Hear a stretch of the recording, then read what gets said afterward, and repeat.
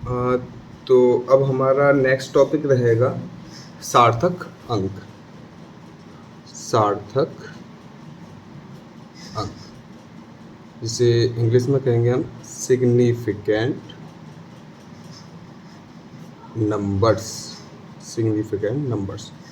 अब जैसा हमें इसके नाम से ही लग रहा है कि कोई चीज़ है जो सिग्निफिकेंट है, जो सार्थक है, मतलब जो हमारे मापन करने में जिसकी ज़्यादा वैल्यू होगी, जो ज़्यादा अधिक सार्थक होगा, जो ज़्यादा अधिक प्रिसाइज होगा, जो ज़्यादा अधिक सार्थक होगा, जो ज़्यादा अधिक प्रिसाइज होगा, हम उस मापन की, हम उस नंबर्स की इस टाइम पे हम बात करेंगे।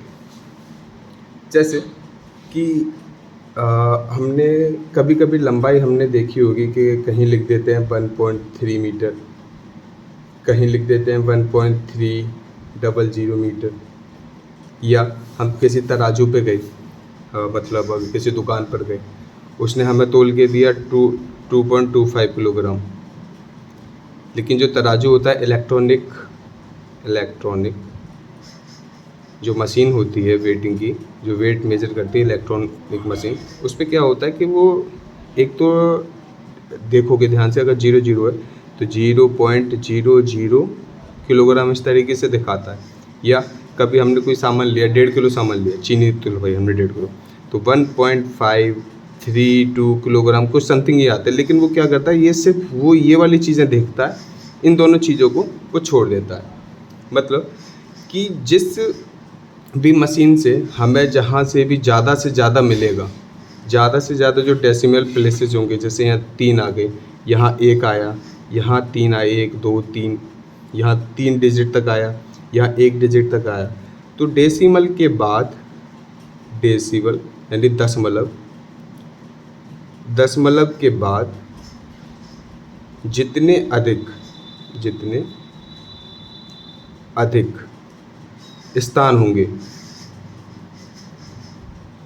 स्थान होंगे, वह मात्रा उतनी ही अधिक सार्थक होगी। क्योंकि एक तो है जो दशमलव के बाद सिर्फ एक स्थान तक ही बता रहा है, और एक मापन है जो दशमलव के बाद 2-3 स्थानों, 3-4 स्थानों तक बता रहा है। ये तो 3 लिए, काफ़ी बार ऐसा भी होता है कि 1.3, 3, 3, 3, 5, 6, 7 इस टाइप से आता है, कि मतलब वो काफ़ी सारे डेसिमल प्लेस तक अपनी एक प्रिसाइज वैल्यू हमें दे रहा है। कभी कभी कम में मिलती है, 1.3 मिल गई या 1.33, ये जस्ट एग्जाम्पल है। तो जितने ज़्यादा अधिक डेसिमल प्लेसेस होंगे, उतने ही हमारी जो मापन होगा किसी भी भौतिक राशि का, उतना ही प्रिसाइज हमेशा वो रहेगा। जो कोई भी मापक यंत्र होता है, कोई भी मापक यंत्र हो, उसकी एक लिमिट होती है कि वो इतनी एक सीमा, एक लिमिट तक ही किसी भी चीज़ का, किसी भी वस्तु का मापन वो प्रिसाइजली कर सकता है, मतलब अच्छी तरीके से कर सकता है। कि जैसे फल वालों के पास या सब्जी वालों के पास एक तराजू होता है, जो जिसकी लिमिट होती है 5 किलोग्राम। अगर वो 5 किलोग्राम तक तो सही नापेगा, 5 किलोग्राम से जैसे 6 गया या 7 गया, तो हो सकता है कि वहाँ कुछ एरर हमें मिल जाए। जो इलेक्ट्रॉनिक सामान होते हैं, बड़े बड़े जो दुकानों पे लगे होते हैं, जिस पर सिलेंडर वगैरह तोलते हैं हम लोग, सिलेंडर वगैरह हमें मेजर करना हो तो वो हम वहाँ पे तोलते हैं। सिलेंडर मेजर करने का सीधा फंडा ये है, सिलेंडर मेजर करने का जो कोई तराजू हमारा बड़ा होना चाहिए, उसकी जो मैक्सिमम लिमिट रहती है वो 40 किलोग्राम तक रहती है। मतलब जो लिमिट है हमारी, लिमिट किसी भी मापक यंत्र की, किसी भी इंस्ट्रूमेंट की, वो एक लिमिट ये बताती है कि यहाँ तक तो, जहाँ तक तुम तोलोगे यहाँ तक तो ठीक मेजर करेगा, या नापोगे या वेट करोगे, वहाँ तक तो हमें सब चीज़ें सही मेजर करके देगा। और उसके तुम ज़्यादा नापोगे तो हो सकता है कुछ एरर हमें वहाँ पर मिल जाए। तो हम कुल मिला के बात यही है कि राशि जो होती है, कोई भी भौतिक राशि है, को अंकों की सहायता से व्यक्त केवल उतने ही अंकों से का प्रयोग किया जाता है। किसी भी राशि को अंकों की सहायता से व्यक्त करते समय केवल उतने ही अंकों का प्रयोग किया जाता है जितना उस मापक यंत्र की प्रिसाइज एक्यूरेसी की लिमिट होती है। ठीक है, यानी उतना ही हम मेजर कर सकते हैं जितना उसकी लिमिट है। अगर वो उससे ज़्यादा मेजर करेंगे तो वो हमें एरर शो करेगा। अब जैसे हम कोई एक एग्जांपल लें कि कोई भी नंबर ले लिया कि हमारे पास आलू है 5 किलो 535 किलोग्राम 5.535 किलोग्राम। ठीक, तो ये जो पहला नंबर है, दूसरा, तीसरा, ये वाले जो नंबर हमारे कहलाएंगे, ये कहेंगे हम विश्वसनीय। विश्वसनीय मतलब हम इस पे विश्वास कर सकते हैं कि ये एग्जैक्ट नंबर होंगे। और जो लास्ट वाला रहेगा 5, अब 5 अगर कहीं तुम तराजू को ध्यान से देखो तो ये 5 वाला जो लास्ट वाली डिजिट है, कभी 5 हो जाएगा, कभी 6 हो जाएगा, कभी 4 हो जाएगा, 5, 6, 7, इस तरीके से फ्लक्चुएट करता रहता है। तो इस पे हमें एक शक होता है कि ये नंबर ठीक है या नहीं, तो इसको बोलते हैं हम संदिग्ध नंबर, संदिग्ध संख्या या संदिग्ध अंक, इस टाइप से हम बोलेंगे इसे। तो यानी जो सार्थक अंक की जो डेफिनेशन आएगी वो ये रहेगी कि किसी माप या संख्या में सभी विश्वसनीय अंक तथा संदिग्ध अंक को सार्थक अंक कहते हैं। एक तो ये रहेगी, या फिर दूसरी एक और भाषा में कह सकते हैं। दूसरी ये तो होगी इस वाले की फॉर्म में कि हमने विश्वसनीय अंक हैं और जो संदिग्ध अंक हैं, इन दोनों के जो जोड़कर जितने भी सार्थक नंबर आएंगे उसको हम सार्थक अंक कह देंगे। एक दूसरी डेफिनेशन क्या हो जाएगी कि किसी राशि वो बनेगी इस वाली पर, जो हम इंस्ट्रूमेंट की लिमिट वगैरह की बात कर रहे थे, इस वहाँ से बना सकते हैं कि किसी राशि की माप में वे अंक जो मापक यंत्र की यथार्थता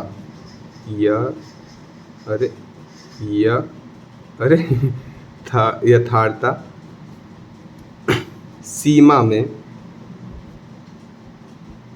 इस राशि के मान को व्यक्त करते हैं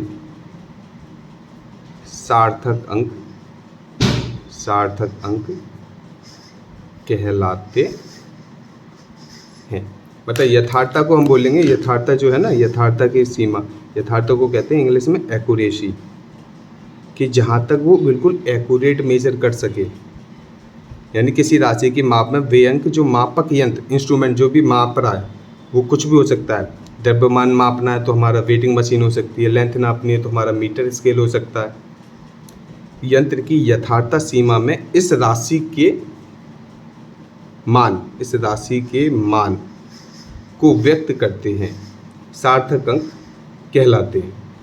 यथार्थता की सीमा की तक ही, सीमा से बाहर नहीं। सीमा के बाहर जाओगे तो हो सकता है कुछ एरर हमें मिल जाए, लेकिन हमें एरर नहीं चाहिए। एरर निकालने के लिए, एरर को रिमूव करने के लिए हमने पिछला वाले चैप्टर में, पिछले वाले जो टॉपिक रहा, हमने उसमें काफ़ी कुछ पढ़ लिया।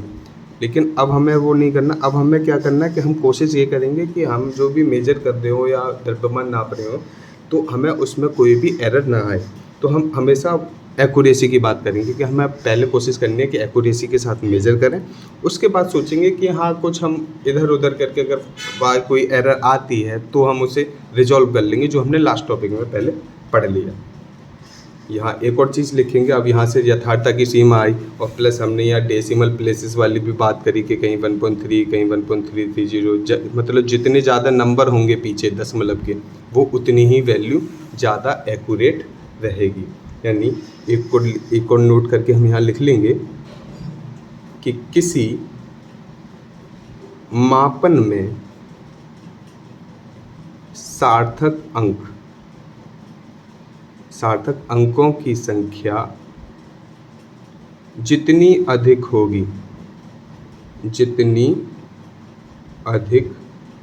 होगी वह मापन उतना ही अधिक यथार्थ यानी एक्यूरेट होगा।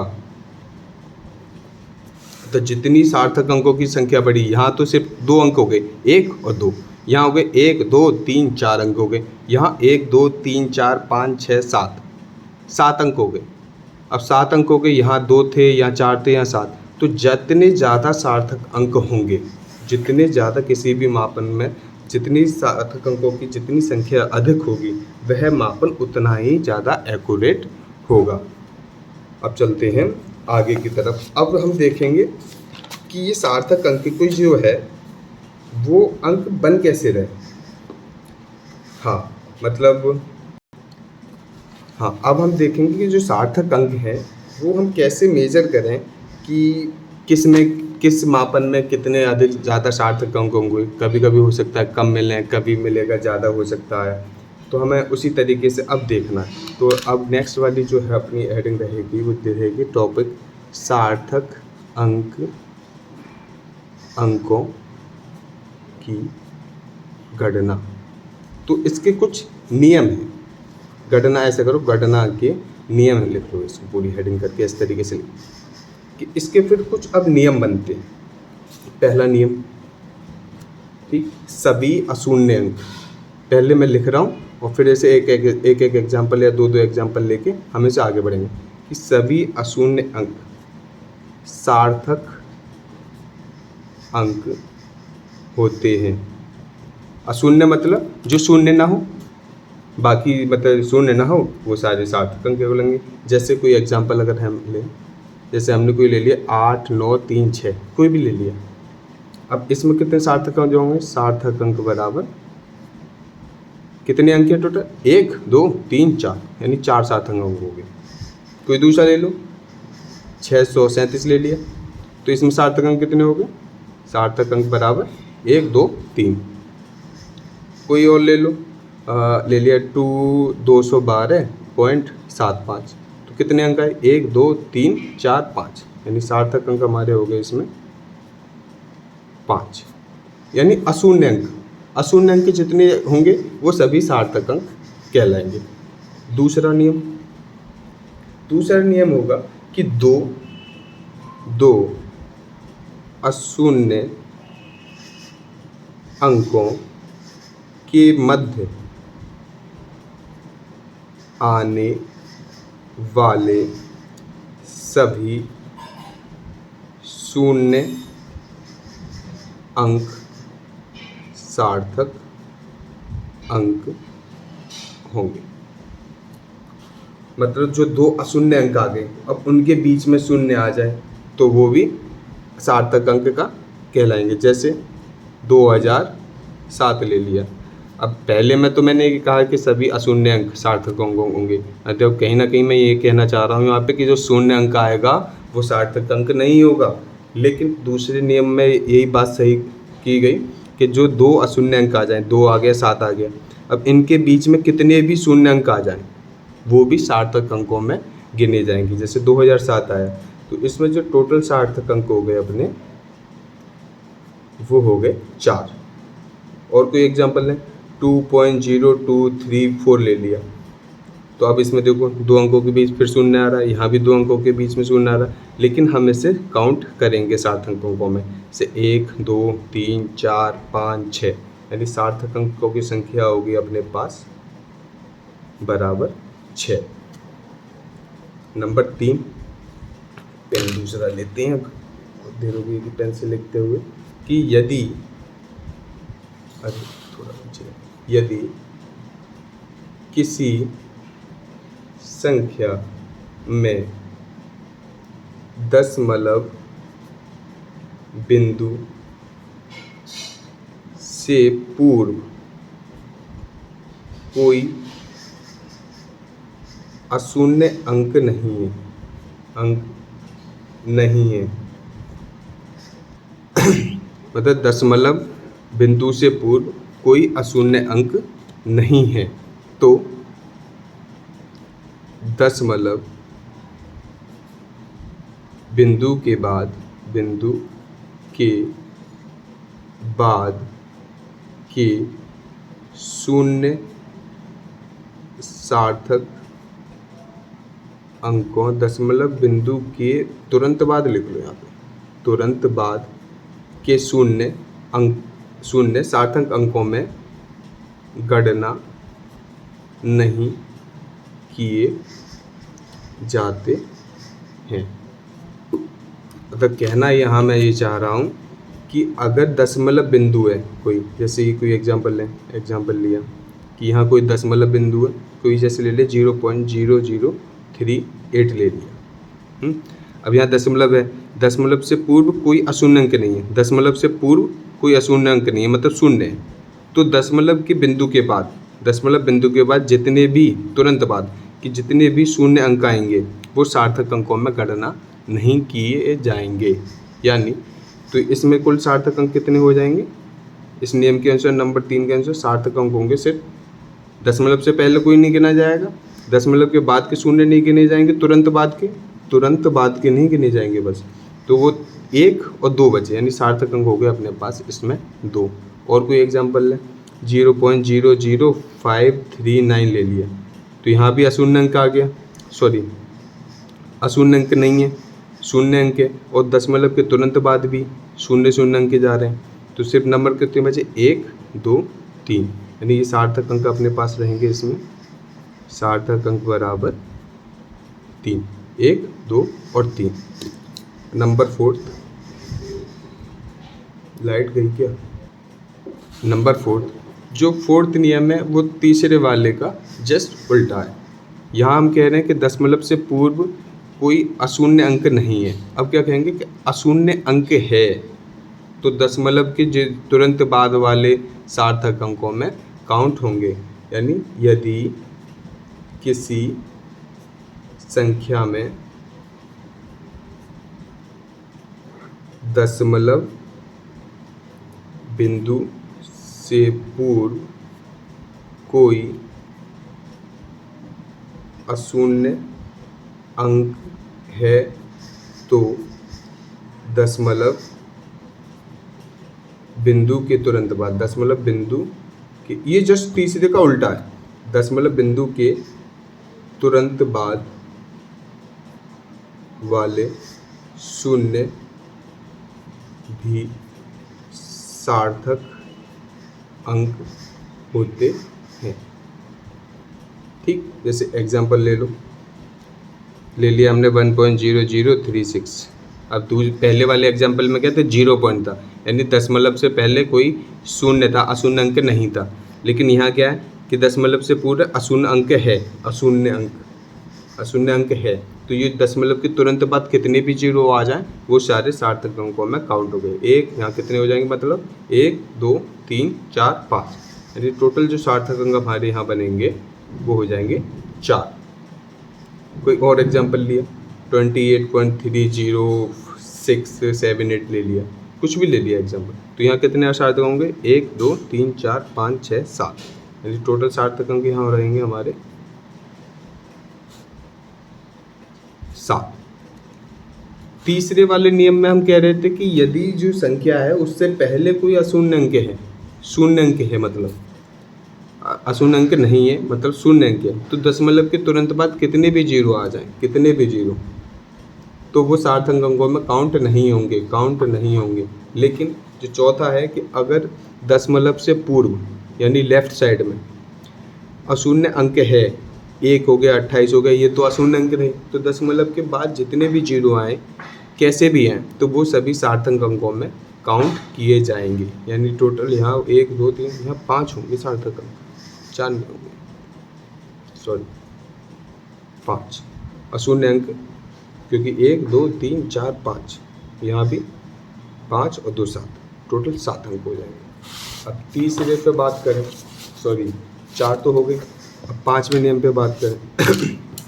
5वां नियम हमारा ये कहेगा, 5वां अंक क्या कहेगा कि दशमलव रहित पूर्ण संख्या के दाईं ओर अंत में दाईं ओर अंत में आने वाले शून्य सार्थक अंक नहीं होते हैं।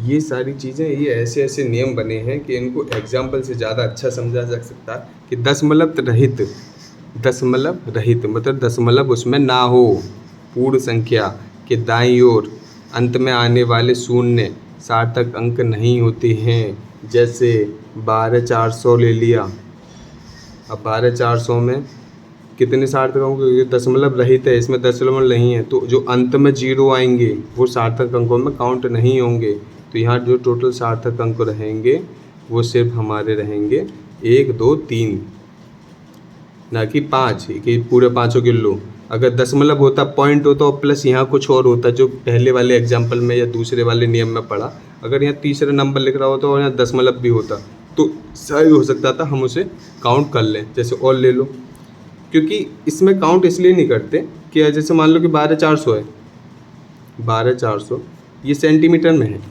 अगर ये भी तो कर सकता हूँ कि मैं इसे मिलीमीटर में बदल लूँ, 12400 और लिख लूँ। अगर मैं इसको काउंट करूँगा तो यहाँ सार्थक अंक 5 हो जाने चाहिए अगर 0 काउंट किया, और यहाँ सार्थक अंक 6 हो जाने चाहिए। अब ऐसा तो पॉसिबल है नहीं।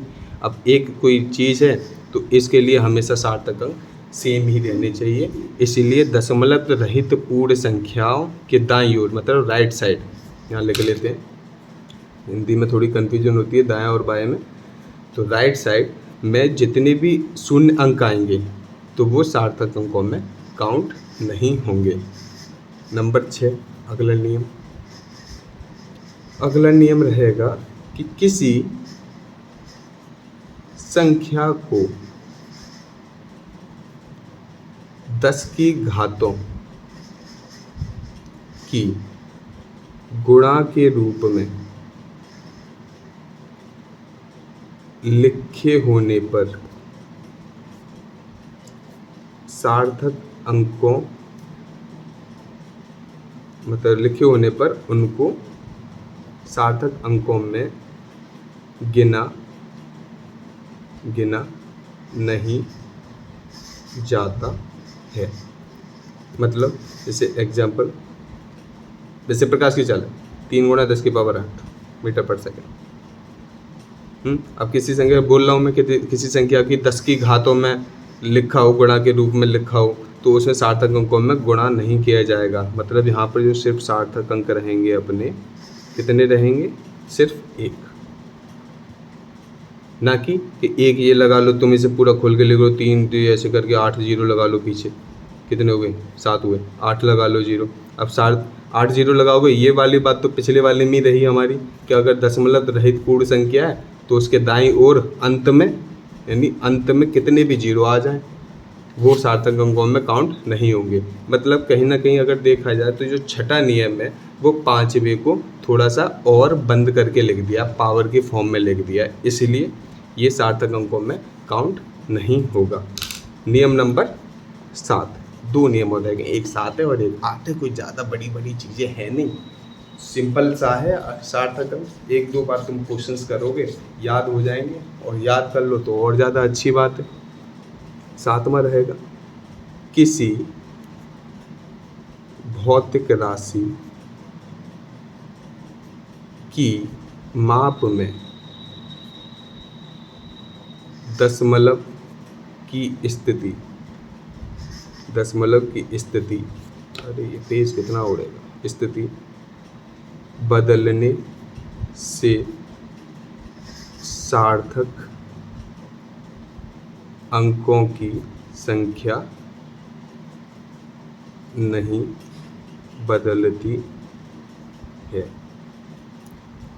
मतलब जैसे काफ़ी बार हम करते हैं ना कि हमारे पास कोई एग्जांपल लो, हमारे पास 11.02 है, हमने क्या करा, कभी लिख लेते हैं इसे 11 या 1.02 × 10⁻1, इस तरीके से लिख लिया। मतलब दशमलव की जो पोजीशन है वो आपस में बदल ली, तो इससे कभी सार्थक अंक बदलेंगे नहीं।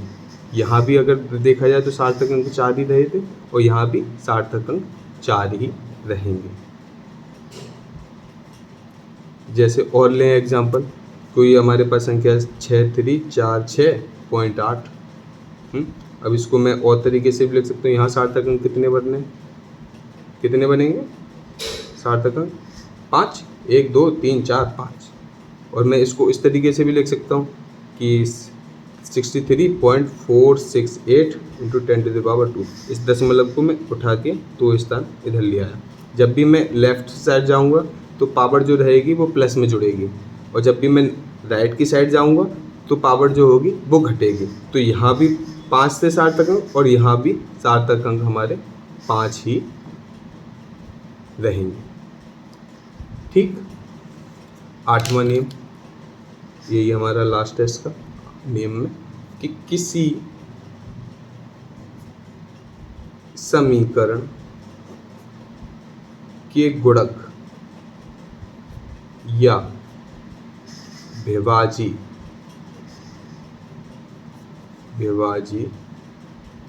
कारक यथार्थ होते हैं और उनके अनंत सार्थक अंक होते हैं। ये ज़्यादा इम्पोर्टेंट है। ये डायरेक्ट कभी कभी पेपरों में, जैसे कंपटीशन वगैरह देते हैं बीटेक का या यूपी पॉलिटेक्निक का, तो वहाँ पे कभी कभी डायरेक्ट ये पूछ लेता है। जैसे कोई एग्जांपल लिया हमने कि हमें पता है कि जो व्यास होती है, व्यास जो होता है वृत्त का, वो 2 गुना त्रिज्या होता है, यानी d = 2r। अब यहाँ बात कर रहे हैं ना किसी समीकरण के गुणक, समीकरण बात कर रहे हैं। पहले तो हम नंबर की बात कर रहे थे, अंकों की बात कर रहे थे, अब यहाँ थोड़ा समीकरण की बात कर रहे हैं, तो हम एक फॉर्मूले की बात कर रहे हैं, मतलब कहना ये चाह रहे हैं। तो यहाँ पर जो नंबर रहेगा 2, ये एक यथार्थ संख्या होगी। यथार्थ संख्या होगी कि इसको तो हम 2 को तो बदल ही नहीं सकते, है ना, बिल्कुल नहीं बदल सकते। तो इसको अपने हिसाब से हम कुछ भी लिख सकते हैं। तो इसके जो सार्थक अंक रहेंगे, इस समीकरण के जो सार्थक अंक रहेंगे वो हमारे अनंत रहेंगे। या कोई और ले लिया, जैसे बेलन का वक्र प्रश्न ले लिया, हाई स्कूल में पढ़ा होगा। बेलन का वक्र प्रश्न का फॉर्मूला S = 2πr/h।